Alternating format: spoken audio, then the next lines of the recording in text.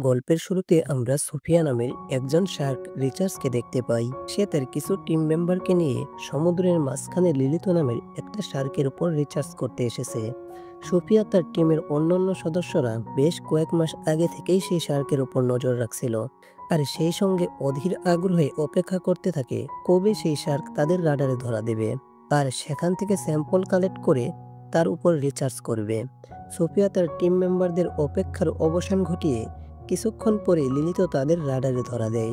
Team মেম্বাররা তাড়াতাড়ি করে ডাইভিং স্যুট পরে লিলিতে স্যাম্পল কালেক্ট করতে নেমে পড়ে।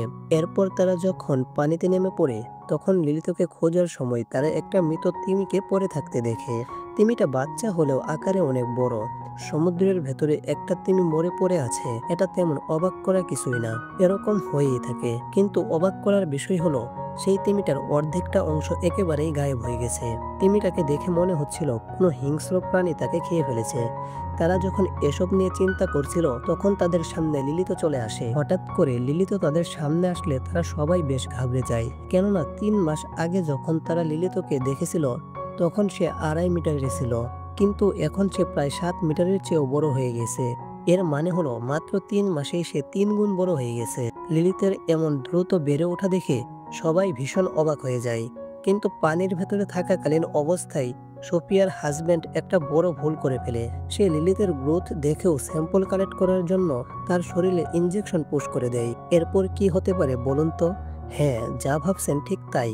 কয়েক মুহূর্তের মধ্যে লিলিত পানির নিচে যে কয়েকজন ছিল তাদের সবাইকে একেবারে টুকরো টুকরো করে ফেলে। সোফিয়া আর তার ফ্রেন্ড বোটের উপর থেকেই এসব কিছু দেখছিল। তাদের দাঁড়িয়ে দাঁড়িয়ে দেখা ছাড়া আর কিছুই করার ছিল না। পরিস্থিতি যখন একটু শান্ত হয়ে যায় তখন সোফিয়া একটা ড্রাইভিং স্যুট পরে পানির নিচে চলে যায়। সে আসলে নিচে গিয়ে খোঁজার চেষ্টা করছিল যে আদৌ কেউ বেঁচে আছে কিনা, কিন্তু সে আশেপাশে শুধু বিচ্ছিন্ন হাত পা মাথার টুকরোগুলো দেখতে পায়। এরপর সোফিয়া কিছু বুঝে ওঠার আগেই সেখানে লিলিত চলে আসে। সেখানে এসে সে সোফিয়ার উপর আক্রমণ করতে গেলে সোফিয়া কোনো রকমে সেখান থেকে বেঁচে ফিরে আসে। এরপর কেটে যায় 3টা বছর। সোফিয়া এখন শার্কের উপর রিসার্চ করা ছেড়ে দিয়েছে। এখন সে অ্যাকোয়ারিয়াম থেকে বাচ্চাদেরকে বিভিন্ন মাছের সম্পর্কে ধারণা দিয়ে থাকে। এই মেয়েটার নাম মিকা। সে একজন মেরিন রিসার্চার। সে ওয়াফ নামের একটা অর্গানাইজেশন পরিচালনা করে। এই অর্গানাইজেশনের কাজ হলো সমুদ্রের বিভিন্ন প্রাণীকে বাঁচানো। তো মিকা অফিসের কাজ শেষ করে সোফিয়ার সাথে দেখা করতে যায়, আর তারপর তাকে নিয়ে অর্গানাইজেশনের হেডকোয়ার্টারে আসে। মিকা এখানে সোফিয়াকে দেখানোর চেষ্টা করে তারা 3 বছর আগে লিলিত নামের যে শার্ককে রিসার্চ করছিল সেই লিলিত এখন কিছুদিনের মধ্যেই সমুদ্র থেকে সান্ডিকা নামের নদীতে প্রবেশ করবে, আর তারপর ধীরে ধীরে সে প্যারিস শহরে চলে আসবে। মিকার এসব বিশ্লেষণ দেখে সোফিয়া বলে, কখনো কখনো শার্ক ক্লাইমেট পরিবর্তনের কারণে মাইগ্রেট করতে পারে, কিন্তু সমুদ্র থেকে সান্ডিকা পর্যন্ত শার্ক পৌঁছাতে পারবে না। আর যদি পৌঁছাতেও পারে তাহলে প্যারিসের স্বচ্ছ পানিতে শার্ক সারভাইভ করতে পারবে না। সোফিয়া মিকাকে এসব কথা বলে সেখান থেকে চলে যায়। অন্যদিকে আমরা সান্ডিকা নদীর পাশে 2 জন লোককে দেখতে পাই। তারা নদী থেকে ছোট ছোট 2টি মিসাইল পেয়েছে। কিছুক্ষণের মধ্যেই পুলিশ সেখানে এসে মিসাইলগুলো কালেক্ট করার পরে তারা মিডিয়ার সামনে বলে, এই নদীতে এখনো দ্বিতীয় বিশ্বযুদ্ধের সময়কার মিসাইল পাওয়া যায়, কিন্তু এতে করে ভয় পাওয়ার কোনো কারণ নেই, কেননা এতদিনে মিসাইলগুলো অচল হয়ে গেছে। মিসাইলগুলো কালেক্ট করার পর পুলিশ এখান থেকে চলে যায়। এরপর রাতে আমরা দেখতে পাই সোফিয়া তার এক বান্ধবীকে সাথে নিয়ে স্যান্ডিকা ব্রিজে ঘটে যাওয়া একটা কার অ্যাক্সিডেন্টের বিষয়ে অনুসন্ধান করতে যায়। তারা আসলে দেখতে চাচ্ছে নদীতে এসেছে কিনা। ব্রিজের নিচে পৌঁছানোর পর মিকা নদীর গভীরে গিয়ে দেখতে পায় গাড়িতে শার্কের আক্রমণের চিহ্ন রয়েছে। এর মানে হলো লিলি চলে এসেছে। আর তার বান্ধবী আরো কিছুক্ষণ অনুসন্ধান করার আগে সেখানে পুলিশ চলে আসে আর মিকাকে অ্যারেস্ট করে নিয়ে যায়, কারণ এভাবে গোপনে কোনো কিছু অনুসন্ধান করা একেবারেই বেআইনি। এদিকে মিকাকে অ্যারেস্ট করা গেলেও তার বান্ধবী সেখান থেকে পালিয়ে যায়। অন্যদিকে আমরা সুফিয়াকে দেখতে পাই, যে কিনা এখনো লিলিতকে ট্র্যাক করেছে। পরদিন সকালবেলা পুলিশরা ব্রিজের নিচ থেকে কার অ্যাক্সিডেন্টে মারা যাওয়া একটা লোকের ডেড বডি উদ্ধার করার পর তারা দেখে ডেড বডির অর্ধেক শরীর গায়েব। এর মানে হলো কোনো হিংস্র প্রাণী সেটাকে খেয়ে ফেলেছে। এদিকে ডেড বডি উঠানোর সময় সেখানে সুফিয়া আর মিকা উপস্থিত ছিল। সুফিয়া পুলিশকে এটা ক্লিয়ারভাবে জানিয়ে দেয় যে এটা একমাত্র শার্কের কাজ। অতি দ্রুত কোনো পদক্ষেপ না নিলে পরিস্থিতি আরো অনেক বেশি ভয়ানক হতে পারে। সোফিয়ার এসব কথা শুনে মিকা মনে করে সোফিয়া হয়তো লিলিতকে মারার কথা ভাবছে। এজন্য সে শার্ককে বাঁচানোর জন্য গোপনে কাজে লেগে পড়ে। কেননা সে একজন মেরিন রিসার্চার, আর তার কাজই হলো সমুদ্রের প্রাণীগুলোকে বাঁচানো। একদিকে শার্ক মানুষদেরকে খেয়ে ফেলেছে, আর অন্যদিকে মিকা সেই শার্ককে বাঁচানোর চেষ্টা করছে। এরপর দেখা যায় সুফিয়া পুলিশদেরকে সাথে নিয়ে লিলিতকে ফাঁদে ফেলানোর প্ল্যানিং করছে। এজন্য সে লিলিত নামের শার্ককে ট্র্যাক করে পটে নিয়ে সেখানে পৌঁছে যায়। কিন্তু অফিসাররা পানির নিচে ড্রাইভ করে যখন লিলিতকে ধরতে যায়, তখন মিকা তার বান্ধবীর মাধ্যমে সুফিয়ার ট্র্যাক করা সিগন্যালটাকে জ্যাম করে দেয়। এতে করে সুফিয়া লিলিতকে আর ট্র্যাক করতে পারে না।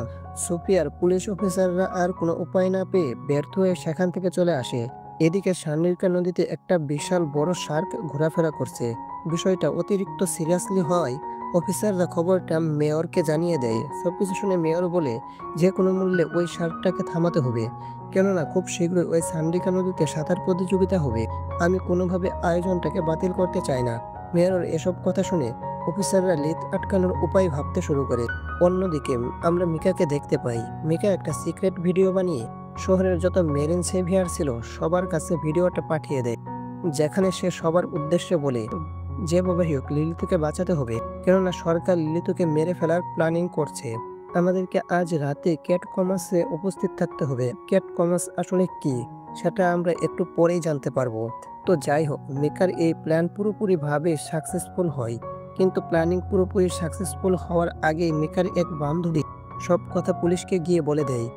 এখানে আমরা জানতে পারি লিলিত শার্ক এখন ক্যাট কমার্সের ভেতরে আছে, আর সেখানে আজকে রাতে সবাই মিলিত হবে। প্যারিস ক্যাট কমার্স হচ্ছে প্যারিস শহরের একটা আন্ডারগ্রাউন্ড টানেল, যেটা প্যারিস শহরে বানানোর সময় তৈরি করা হয়েছে। এদিকে মিকার বান্ধবীর কাছ থেকে তথ্য পাওয়ার পর সবাই রাতের বেলা প্যারিস ক্যাট কমার্সে চলে আসে। সেখানে মিকার বাকি মেরিন সেভিয়ারদের সাথে পুলিশদের কথা কাটাকাটি হয়। পুলিশরা সবাই ক্যাট কমার্স থেকে চলে যেতে বললে মিকা হঠাৎ করে পানিতে নেমে পড়ে, আর সে দেখানোর চেষ্টা করে যে শার্ক আসলে মানুষের কোনো ক্ষতি করে না। কিছুক্ষণের মধ্যে মিকার কাছে এক শার্ক চলে আসে। এই শার্ক আসলে লিলিত ছিল না। লিলিত ছাড়াও এখানে আরো অনেক শার্ক রয়েছে। মিকা ওই শার্কটার কাছে গিয়ে তার শরীরে হাত বুলিয়ে তাকে শান্ত করার চেষ্টা করলে শার্কগুলো তাকে সারা জীবনের জন্য শান্ত করে দেয়, অর্থাৎ মিকাকে মুহূর্তের মধ্যেই টুকরো টুকরো করে দেয়। মিকার এরকম ভয়ানক মৃত্যু দেখে যে কয়েকজন মেরিন সেভিয়ার সেখানে এসেছিল, তারা সেখান থেকে পালাতে শুরু করে। কিন্তু পালানোর সময় অনেক মেরিন সেভিয়ার পানিতে পড়ে শার্কের খাবার হয়ে যায়। ক্যাট কমার্স এর ভেতরে চারিদিকে রক্তের বন্যা বইতে শুরু করে। শার্কগুলো একের পর এক সবাইকে টুকরো টুকরো করে ফেলে। এই দুর্ঘটনার পর বেঁচে যাওয়া মেরিন সেভিয়ারদের হাসপাতালে নিয়ে গিয়ে চিকিৎসা করানো হয়। সেই সঙ্গে ক্যাট কমার্সের ভেতরে অফিসাররা একটা শার্ককে গুলি করে মেরে ফেলতে সক্ষম হয়। এরপর শার্কটাকে যখন পর্যবেক্ষণ করার জন্য ভেতরে নিয়ে আসা হয়, তখন সুফিয়া শার্কটাকে ভালোভাবে পর্যবেক্ষণ করে বলে যে এটা একটা মহিলা শার্ক, এটার বয়স আনুমানিক 2 মাস, আর তার পেটে অসংখ্য বেবি শার্ক রয়েছে। এই শার্কটা এমন একটা প্রক্রিয়ায় বাচ্চা জন্ম দিতে পারে যেই প্রক্রিয়ায় পুরুষ শার্কের প্রয়োজন পড়ে না। বিষয়গুলো বিশ্লেষণ করার মাধ্যমে এই ভয়াবহতা অনুমান করা যায়। এই শার্কগুলো খুবই অল্প সময়ে দ্রুত বৃদ্ধি পায় না। জানি না কত হাজার শার্ক ওই সান্ডিকা নদীতে ঘুরে বেড়াচ্ছে। এখানে সোফিয়া আরো একটা বিষয় জানতে পারে, আর সেটা হলো লিলিতের পেট থেকেই এই শার্কগুলো জন্ম নিয়েছে, আর এমন স্বচ্ছ পানিতে ঘোরাফেরা করার ক্ষমতা তাদের মা লিলিতের কাছ থেকেই পেয়েছে। সোফিয়ার মুখে এসব কথা শুনে অফিসাররা ক্যাট কমার্সের বিস্ফোরণ ঘটাতে চায়, কারণ এই সময়ের শার্কগুলো ক্যাট কমার্সের ভেতরেই অবস্থান করছে। পরদিন সকালবেলায় কাঙ্ক্ষিত সেই দিন চলে আসে, অর্থাৎ আজকে সান্ডিকা নদীতে সুইমিং কম্পিটিশন হবে। সান্ডিকা নদীর পাশে হাজার হাজার অডিয়েন্স অধীরে আগ্রহে অপেক্ষা করছিল। মেয়র এই বিষয়টা জানলেও তিনি এই কম্পিটিশন ক্যান্সেল করেননি। সাঁতার প্রতিযোগিতায় যারা অংশগ্রহণ করেছিল তারাও শার্কের বিষয়ে কিছুই জানে না, এমনকি হাজার হাজার দর্শকরাও শার্কের বিষয়ে কিছুই জানে না। মেয়র খুবই গোপনীয়তার মাধ্যমে এই ইভেন্টটাকে চালিয়ে দিচ্ছিল। আর গোপনে অনেক পুলিশ ফোর্স সহ ক্যাট কমার্সের বাইরে নদীতে একটা জাল বিছিয়ে দিয়েছিল, যেন শার্কগুলো জাল ভেদ করে এদিকে আসতে না পারে। অন্যদিকে ক্যাট কমার্সের ভেতরে সোফিয়া সহ বাকি অফিসাররা ক্যাট কমার্সের মেইন পয়েন্টে ব্লাস্ট করার পরিকল্পনা করেছিল।